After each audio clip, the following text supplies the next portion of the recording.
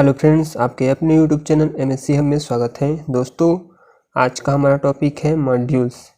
जी हाँ दोस्तों, आज हम पढ़ेंगे मॉड्यूल्स। तो इस पार्ट में आज हम एक थ्योरम करेंगे, फिर नेक्स्ट वीडियो में हम इसका सेकेंड थ्योरम करेंगे। तो एग्ज़ाम में किस प्रकार से ये थ्योरम आता है, पहले ये देख लेते हैं। तो let M be a finitely generated uni free R module with a basis E1, E2 hits on En, then so that m is equal to r to the power n। तो ये थ्योरम जो है exam में इस प्रकार से पूछा जाता है। अब उसमें ये भी बोला जाता है कि उसका स्टेटमेंट और प्रूफ दोनों लिखिए। तो स्टेटमेंट हम इसका इस प्रकार से लिखेंगे, late m be a arbitrary elements of m। m हम लोग का क्या है, एक आर्बिट्री एलिमेंट्स है। because the basis of our module it is E1, E2, En। मतलब इसका जो बेसिस है वो हम लोग का क्या है, E1, E2 heads on En। तब हमें प्रूफ करना होगा m is equal to r to the power n, जहाँ r हम लोग का क्या है, nth टर्म के लिए r मॉड्यूल है। अब हम देखेंगे इसका प्रूफ। तो प्रूफ करने के लिए हमें कुछ सपोज करके चलना है। तो जो स्टेटमेंट में अभी हम लोग लिखे हैं, suppose M be a simple free R module then a basis E1, E2 it's on En, there exist Ri belongs to R and range 1 is less than I and less than n। मतलब जो I का range होगा वो 1 से n तक होगा, such that m is equal to summation I is equal to 1 to n r I and e I। now we define a mapping। अब हम इसके लिए एक मैपिंग डिफाइन करेंगे, phi such that m tends to r to the power n। अब इन दोनों के लिए अब हम समेशन रखेंगे, एक फंक्शन के लिए और दूसरा आइडेंटिटी एलिमेंट्स के लिए। तो phi summation i is equal to 1 to n R I E I equal to summation i is equal to 1 to n R I and F I. जो f है हम लोग के फंक्शन के लिए है और ये आइडेंटिटी एलिमेंट्स के लिए है। तो ये सिंपल सा हम इसको इस प्रकार से लिख सकते हैं, जहाँ एफ आई हम लोग का फंक्शन बेसिस हम इसका निकालेंगे, तब बेसिस हम लोग का 0, 0 एंड 0 और सेकेंड के लिए 1, 0, 0 बिलोंग्स टू R, जहाँ ये जो है ith टर्म के लिए क्या है, कोऑर्डिनेट है। अब आगे हम फाई को वेल डिफाइंड प्रूफ करेंगे और होमोमॉर्फिज्म प्रूफ करेंगे। इस प्रकार जब हम इन दोनों कंडीशन को प्रूफ कर देते हैं, तब ये जो थ्योरम है हम लोग का प्रूफ हो जाएगा। तो देखते हैं आगे। Suppose m is equal to I is equal to 1 to n R I E I, ये हम लोग का equation first, and m is equal to summation I is equal to 1 to n R I dash E I, ये जो कि हम लोग का इक्वेशन 2 होगा। इस प्रकार अब हम इक्वेशन फर्स्ट में इक्वेशन 2 को घटाएंगे, तब ये समेशन दोनों के लिए कॉमन हो जाएगा, R I minus R I dash E I is equal to 0।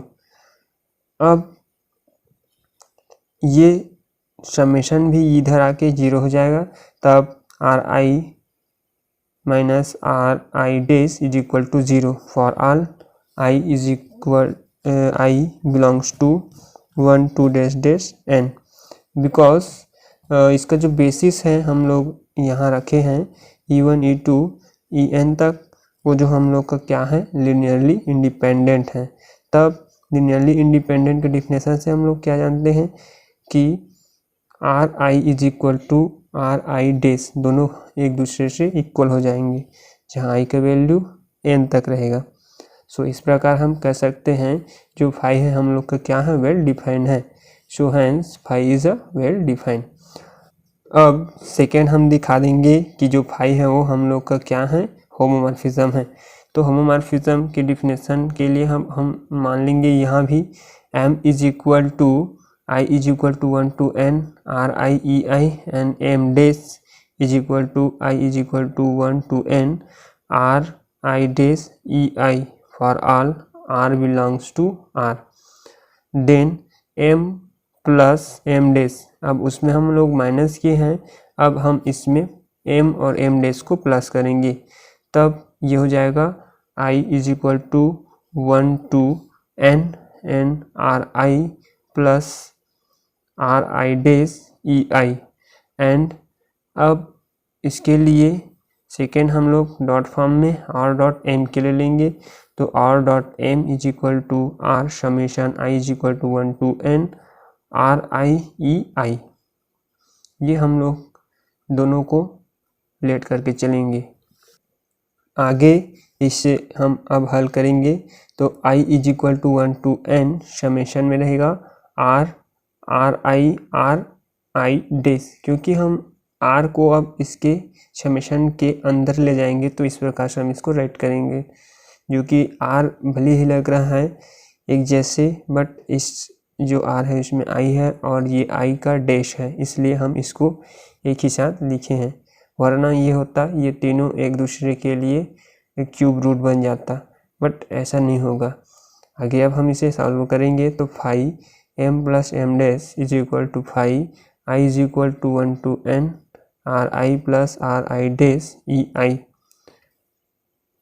Is equal to i is equal to 1 to summation n R I plus R I dash F I. ये function के लिए होगा या elements के लिए हो गया, तब ये summation i is equal to 1 to n R I F I plus summation i is equal to 1 to n R I dash F I, means जो r है और ये R I dash, R I और R I dash दोनों को एक दूसरे के लिए अलग कर दिए हैं। अब इसमें हम समेशन के लिए दोनों को की ओर क्या करेंगे, फाई।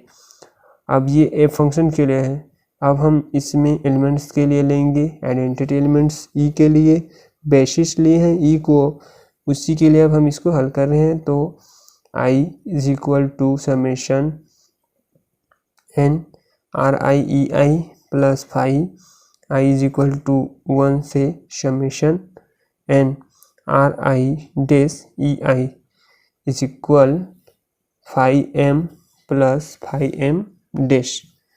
अब इसी प्रकार अब सेकेंड के लिए भी हम लोग इसको हल करेंगे आर एम के लिए, तो phi R M is equal to phi summation I is equal to 1 to n R I और E I is equal to summation I is equal to 1 to n R I F I. अब हम उसके just opposite करते जाएंगे, अब इसमें जो r है हम उसको समेशन के अंदर के हैं उसको अब बाहर कर देंगे, तो r समेशन हम लोग का वही रहेगा i is equal to 1 to n R I और F I is equal to R phi R, ये हो जाएगा summation i is equal to 1 to n R I और E I.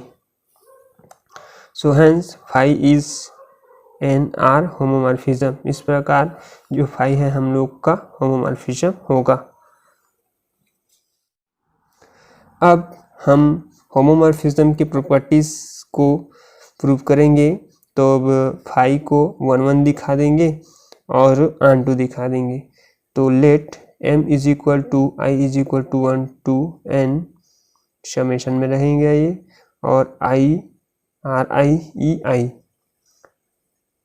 implies that phi m is equal to phi I is equal to 1 to summation n r I e I, जहाँ phi m जो है हम लोग का क्या है 0 होगा, तो phi I is equal to 1 to summation n r I e I is equal to 0, और जो समेशन ये लेंगे हम फंक्शन के लिए, तो phi summation I is equal to 1 to n R I F आई, जहाँ R1 R2 Rn उसका जो बेसिस होगा वो 0 0 dash dash 0, Ri is equal to 0 होगा और R1 R2 दोनों के लिए भी 0 होगा। तो Ri आइटम के लिए हम सीधा ले लेंगे Ri is equal to 0 for all I is equal to 1 to its own n। Therefore kernel phi is equal to 0। अब kernel phi is equal to हम लोग का 0 है, इसलिए phi हम लोग का क्या हो जाएगा 1 1 हो जाएगा। इसलिए हम अब कह सकते हैं कि जो phi हम लोग का क्या होगा 1 1 होगा।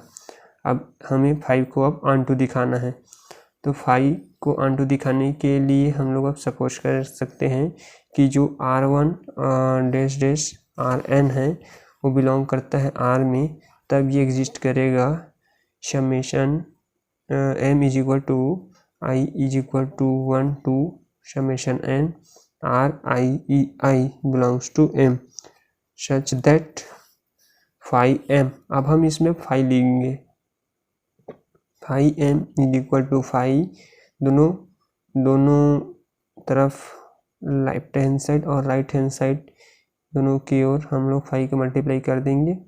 क्योंकि ये जो हम लोग अभी 1 1 में प्रूव किए हैं उसमें phi लेके हम लोग चले हैं, तो इन दोनों के लिए भी हम लोग phi का यूज़ करेंगे। तो ये phi summation I is equal to 1 to n Ri और Ei